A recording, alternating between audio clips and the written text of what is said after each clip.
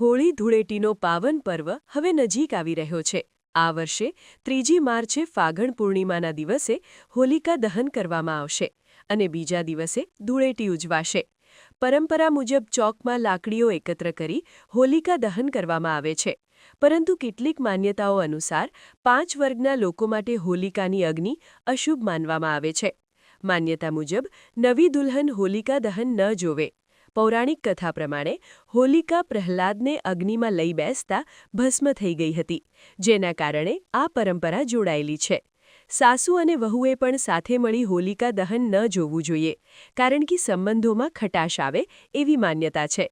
એક સંતાન ધરાવતા માતા પિતાએ પણ હોલિકા દહનથી દૂર રહેવું જોઈએ એવી લોકમાન્યતા છે, કારણ કે પ્રહલાદ પોતાના પિતાનો એકમાત્ર સંતાન હતો।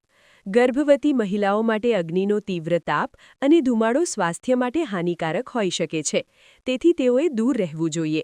તેમજ નવજાત શિશુઓને પણ હોલિકાની જગ્યાથી દૂર રાખવાની પરંપરા છે, કારણ કે ત્યાં નકારાત્મક ઊર્જા સક્રિય રહેતી હોવાનું માનવામાં આવે છે।